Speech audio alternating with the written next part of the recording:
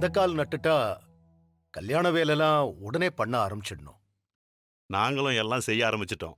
பையனுக்கு நலுங்கு வைக்கும்போது நாங்க உங்களுக்கு சொல்றோம். அப்ப நீங்க குடும்பத்தோட வந்துருங்க. ம். கண்டிப்பா வரும். வேற உங்களுக்கு ஏதாவது தேவை இருந்தா சொல்லுங்க.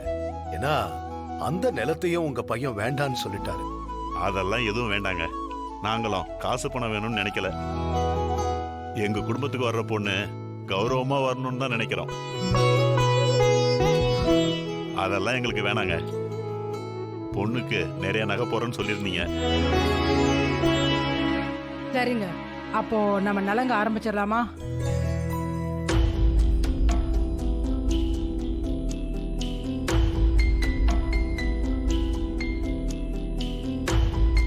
என்னங்க பொண்ணுக்கு நகை போடாம இருக்கு? நகை இல்லையா?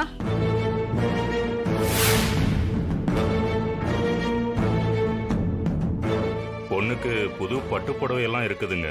ஆனா நகைன்னு எதுவும் பெருசா இல்ல.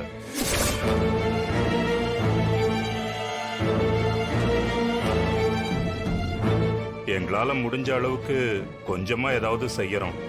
நீங்க எல்லாம் நினைக்கிற அளவுக்கு எங்ககிட்ட நகையெல்லாம் இல்லைங்க. ஆமாங்க, ஏதோ கொஞ்சமா காதல கழுத்துலன்னு எங்களால முடிஞ்சது போட்டிருக்கோம். பெருசா எதுவும் செய்ய முடியாது.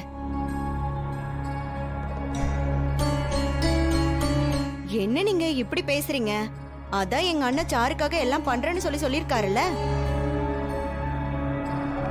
இங்க பாருங்க, கல்யாணத்துக்கு உண்டான எல்லா நகையும் அவர் போடுறேன்னு சொல்லிருக்காரு. இப்ப நகையெல்லாம் நம்ம வாங்க தானே போறோம்.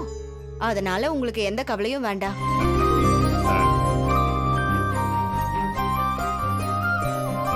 ஆனா சடங்கு பண்றப்போ நகை கொஞ்சம் இருக்கணும்ல அண்ணி.